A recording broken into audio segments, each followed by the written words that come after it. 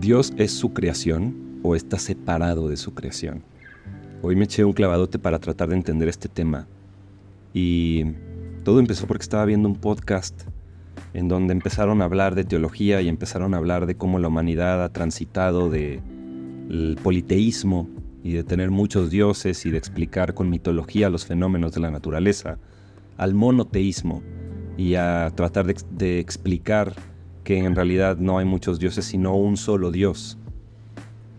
Y luego recordé un video que hice hace un par de días sobre el nombre de Dios y sobre Dios y el amor, en donde llegamos al nombre de Dios según el judaísmo o según también la Biblia y el cristianismo, que toman en el Antiguo Testamento de la Biblia, se toma el entendimiento judío de quién es Dios y tiene este nombre que es Yahvé o Jehová.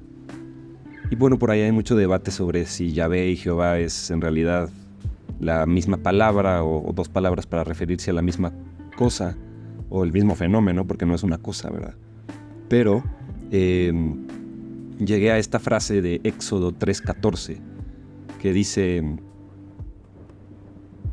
"Yo soy el que soy", respondió Dios a Moisés.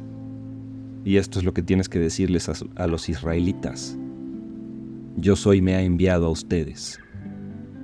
Entonces, ¿por qué llegué a esta frase? Porque también hace un par de días estaba hablando con un amigo que verdaderamente él piensa que Dios y el diablo son dos energías opuestas. El bien y el mal son dos energías opuestas. Y tú, si eres una persona que hace el bien, entonces estás en el equipo de Dios. Y si tú eres una persona que hace el mal, entonces estás en el equipo del diablo. Y en realidad la guerra espiritual es este juego de ajedrez entre Dios y el diablo. Yo no comparto ese entendimiento o esa visión de la espiritualidad o la teología. Y esto lo he reflexionado mucho desde hace como, probablemente ya tenga como 10 años, cuando empecé a escuchar a Facundo Cabral. Facundo Cabral tiene una frase que dice, en uno de sus poemas, dice: "El diablo es hijo de Dios". Y eso me recuerda mucho a un entendimiento. Por ejemplo, en el sikhismo, que también es una religión monoteísta, como el Islam, que también es una religión monoteísta, el cristianismo, el judaísmo. En el sikhismo se cree que Dios es uno, que nunca ha nacido, nunca morirá, que de alguna manera es esta unidad autoexistente, eterna, que es el uno del cual absolutamente todo es parte. Todo es una danza del uno. Y además, algo muy bello del sikhismo es que ese uno no es vacío o un ser en donde todo cabe, que sería el cuarto en donde hay vacío y el vacío da lugar a que exista la realidad adentro de ese cuarto que contiene el vacío, sino que es simplemente vibración. Y aquí llegué a muchas, no muchas, sino algunas frases de la Biblia que hacen referencia al silencio, a la quietud, a ese espacio en donde todo ocurre. Y definitivamente si Dios es todo y Dios es el uno, todo lo que ocurre y cualquier experiencia es Dios.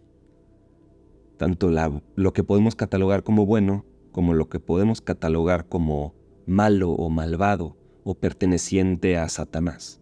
Entonces aquí hay un peligro, una trampa muy importante de la cual nos tenemos que cuidar, que es la objetificación de Dios, convertir a Dios en un objeto y dividir todo en una visión dogmática y fundamentalista de lo que es Dios, que es una visión religiosa rígida que no comprende con profundidad el fenómeno de la conciencia y que simplemente tiene dos botes de basura. lo bueno, lo malo, Dios, el diablo. Y se vuelve una relación transaccional con Dios. Todo es una transacción y es una negociación en donde yo estoy siendo juzgado, estoy siendo observado por un objeto. Y no solo se corrompe la verdadera espiritualidad, sino que esta cuestión de que se vuelve transaccional es como si Dios fuera Santa Claus. Te va a premiar si te comportas bien con una vida eterna a su lado en el cielo, o te va a maldecir por siempre si te portas mal y te va a condenar al sufrimiento eterno en el infierno. Y esto creo que puede ser muy peligroso, no solo porque es desde mi punto de vista, una visión incorrecta de la teología, de la espiritualidad y la conciencia, que puede corromper y llevar a desalinear los mecanismos que nos hacen comportarnos de una manera correcta, sino que nos mete en la ilusión de la separación. Porque si yo estoy aquí en la realidad que Dios creó en la creación y Dios está afuera, como algo o un ente o alguien que me observa y me juzga y me premia y me castiga, definitivamente estoy en la ilusión de la separación. Estoy en un entendimiento en donde yo soy individuo y la realidad está fuera de mí. Es el objeto y sujeto. Y si algo ha descubierto no solo la psicología, sino también la ciencia de la neurología, es que no hay un lugar en el cerebro en donde exista el ser o el sentido de ser un individuo. No hay un área del cerebro en donde se focalice esa identidad que puede decir yo soy. Y ya regresando al Éxodo 3:14, le dice Dios a Moisés, yo soy el que soy, que en inglés creo que la traducción es un poquito más certera, porque en realidad le está diciendo yo soy. No le está simplemente como diciendo Dios a Moisés, yo soy quien digo ser. Le está diciendo, yo soy eso que es, la cualidad misma del ser. Y entonces llegué a otra parte otro de los libros del Antiguo Testamento, que es este Salmo 46:10, que dice, quédate tranquilo y conoce que yo soy Dios. Y de nuevo aquí me parece que en inglés todavía es más fiel la traducción, porque le dice stay still. Es decir, encuentra tu quietud. No le está diciendo quédate tranquilo como no te muevas, como te prohíbo que te muevas. Y recuerda, yo soy Dios. Le está diciendo, encuentra tu quietud y desde esa quietud reconoce quién soy yo, porque yo soy eso que hay en esa quietud, que no es el conocimiento, sino la capacidad de conocer. No es la experiencia, sino la capacidad de experimentar. Similar a lo que te platicaba del psiquismo, en donde intentas encontrar el silencio, pero lo que encuentras es esta vibración que se le conoce como la palabra ONG, O-N-G, que es similar a Om, del hinduismo, pero más hablando de la acción de la creatividad, que es esta danza del ser, de la alegría de la existencia, el gozo de la existencia. Por eso es una danza, porque hay acción y actividad continua. Pero bueno, me estoy desviando del tema. El punto es que se pueden tomar, obviamente, las escrituras como literales o se pueden tomar como analogías, simbologías o poesía que está apuntando a algo, a un entendimiento más profundo. Y yo no tengo la respuesta de en qué momentos debemos de ser literales con respecto a lo que dice la Biblia o muchos textos sagrados, que definitivamente yo no estoy aquí para decir que si la Biblia es realmente la inspiración de la palabra de Dios. Creo que las personas que verdaderamente creen eso no han entendido cómo en realidad se formó la Biblia, que no es un solo libro, sino una compilación de 66 libros que no fueron escritos todos al mismo tiempo. Entonces, definitivamente es una compilación de libros escritos por personas, pero si esas personas están canalizando a un objeto externo, a un ente externo que nos está dictando o susurrando al oído de alguna manera para que escribamos letra por letra lo que dijo y que sea interpretado de manera literal, yo no lo creo. Pero bueno, aquí encontramos en Mateo, ya nos pasamos al Nuevo Testamento, Mateo 6:6, dice, pero tú cuando te pongas a orar, le está hablando Jesucristo a Mateo, le dice, oye Mateo, a ver, cuando te pongas a rezar, cuando te pongas a orar, métete a tu cuarto, cierra la puerta y rézale a tu Padre que está en lo secreto. Así tu Padre, que ve lo que se hace en secreto, te recompensará. Igual puedes decir, wow, ¿cómo que? O sea, le está diciendo, bueno, reza, pero métete a tu cuarto, cierra la puerta y métete a un lugar en donde nadie te vea para que nadie te pueda interrumpir. Me parece que no va para nada por ahí. Creo que lo que le está diciendo a Mateo es,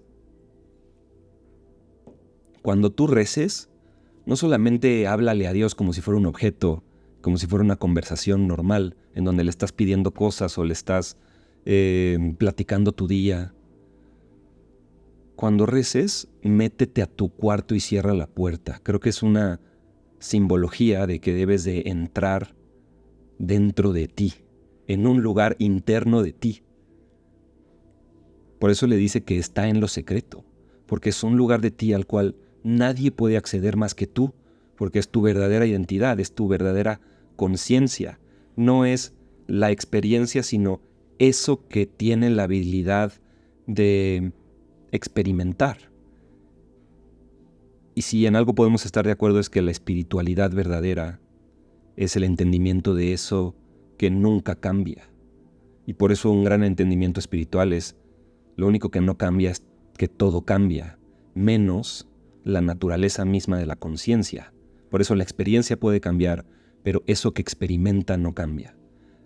El contenido puede cambiar, el conocimiento puede cambiar, pero eso que tiene la capacidad de entender y conocer no cambia. Entonces, cuando le está diciendo, cuando te pongas a rezar, métete a tu cuarto, cierra la puerta y habla a tu Padre en lo secreto. Para empezar, cuando dice Padre no se está refiriendo literalmente a algo que te creó que está afuera. Me parece que está hablando de tu naturaleza, lo que te creó porque es lo que te da vida. Por eso se utiliza la palabra Padre. Desde mi punto de vista, de nuevo, no estoy intentando negar que probablemente pueda ser que nuestro Padre Dios sea un Dios o una entidad externa completamente independiente.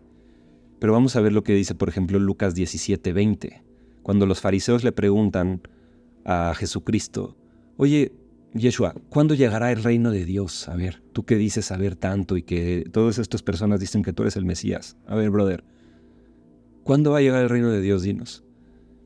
Y les responde el buen Yeshua, les dice, a ver, el reino de Dios no va a venir con una advertencia, no va a salir algo de los cielos y va a decir, aquí está el reino de Dios o allá está el reino de Dios, porque el reino de Dios está entre nosotros. Y no sé tú, pero a mí me parece que lo que está diciendo aquí Jesucristo es que el reino de Dios no va a llegar. El reino de Dios eres tú, soy yo, y todo lo que está entre tú y yo. Porque aunque aquí haya vacío, en realidad hay una red que conecta todo. Y hay una naturaleza, una esencia que todo lo comparte. Es parte y fundamento de absolutamente todo y no puede ser separado. Entonces, por ahí, por ejemplo, llego a Mateo 25:40, cuando le dice Cristo a Mateo, todo lo que haces por uno de mis hermanos, aún por el más pequeño, lo haces por mí. No es que le esté diciendo, ayuda a la gente necesitada porque así me estás también reconociendo o honrando a mí, porque a mí me gusta ayudar a los necesitados. Creo que le está diciendo, aún por el más pequeño, cuando haces algo por alguno de mis hermanos, lo estás haciendo por mí porque todos somos lo mismo, todos somos uno. Entonces, evidentemente aquí lo que está diciendo Jesús es que todos somos iguales, porque la divinidad dentro de nosotros es exactamente la misma divinidad, porque todos somos hijos del mismo Dios, o todos somos partes del mismo Dios. Como a mí me gusta decirles, todos somos fractales de Dios, porque no es que tú seas Dios o que yo sea Dios. Me parece que el entendimiento correcto es que somos parte de Dios, o somos expresiones de Dios, o somos fragmentos de Dios, porque Dios se quiso fragmentar para poderse entender mejor a sí mismo, tal vez. Pero no es que Dios sea algo separado, porque definitivamente el entendimiento de la conciencia en separación es una ilusión. Es, creo que, una lectura falsa de lo que verdaderamente está pasando en esta experiencia. Entonces, llegamos a que, por ejemplo, aquí en Juan 7:38, Jesús dice, el que cree en mí, como dice la Escritura, de su interior brotarán ríos de agua viva. El que crea en mí, y referenciando al Antiguo Testamento. Por eso dice, como dice la Escritura, porque esto es también algo que me parece que en el Torá se habla mucho. Dice, el que crea en mí, de su interior brotarán ríos de agua viva. Esto no creo que haya alguien en el mundo que se atreva a tomarlo literal. Definitivamente es un símbolo, una analogía. Pero ¿qué es esto del río de agua viva? Suena mucho al río de la conciencia, en donde la existencia misma, el agua viva que brota, está sucediendo constantemente y nunca va a dejar de fluir, nunca va a dejar de suceder. Es esa danza y esa experiencia de gozo que en el hinduismo se le llama Waje Guru. Es como... Waje es algo así como wow. Y Guru es simplemente una palabra que significa aquello que te lleva de la oscuridad a la luz. Gu es uno de los entendimientos más antiguos que viene del sánscrito de oscuridad o ignorancia. Iru es la luz o el conocimiento, la sabiduría o el agua viva que brota, que nos ilumina y nos regresa a nuestra verdadera identidad, que es la conciencia misma, que es la unión con Dios o la experiencia de la unidad. Porque hay mucha gente que ya ni siquiera le llama unidad, porque es como, mira, unidad, cuando en realidad eres tú. Más bien es la no dualidad. En el momento en el que le decimos unidad es como si fuera algo externo que se llama unidad, y también eso es incorrecto. La unidad es todo y no hay nada fuera de todo. Por lo tanto, también todo lo que es lo malo y lo malvado y lo prohibido es parte de la experiencia de Dios. Yogi Bhajan decía, si no puedes ver a Dios en todo, no puedes ver a Dios en absoluto. No pienses que ves a Dios si tu entendimiento de Dios no es Dios en unidad absoluta, porque solo hay una unidad y todo está dentro de esa unidad, no hay nada fuera de esa unidad. Por lo tanto, cuando yo me cuento la historia de que soy un individuo, que soy un pecador y que Dios es este objeto externo en el cual, en el momento en el que yo creo en Dios, soy salvado, me parece que también, si entendemos muchos de los versos de la Biblia en donde Dios, o más bien donde Jesucristo habla de la salvación, podemos entender la salvación de la misma manera que podemos entender el despertar de conciencia o el despertar espiritual, que es salir de la ignorancia, del entendimiento de que somos sujeto experimentando el objeto, de que somos individuos en una experiencia de separación, teniendo experiencias que vienen como del futuro, pasan por el presente y se quedan en el pasado. En realidad, tanto el futuro como el pasado son parte de ese mismo presente que es el uno, que es el todo. Entonces, luego es muy fácil perderse en de nuevo, la objetificación de Dios o de Jesucristo, como si también fuera un ente o un objeto separado.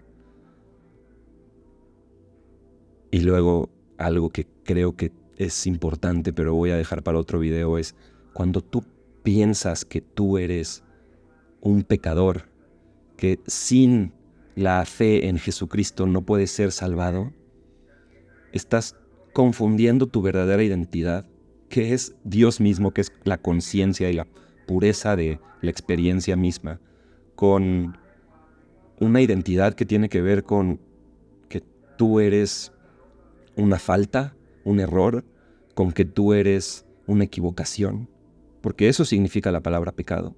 Entonces, si tú eres un pecador y piensas en toda tu identidad alrededor del concepto de que soy un pecador y Dios, este objeto externo, me salva, creo que eso no solo es entendimiento teológico incorrecto, sino que puede tener repercusiones en nuestra vida muy fuertes, que generan depresión, que generan estancamiento, que generan miedo y ganas de controlar en vez de liberación. Y la verdadera espiritualidad debe de generar una experiencia de liberación y una experiencia de asombro. Por eso lo que decíamos de la palabra waje, que es como decir, wow, cuando recuerdo que todo esto que está pasando afuera de mí y todo esto que está pasando adentro de mí son la misma experiencia y es la experiencia divina de Dios, que es wow.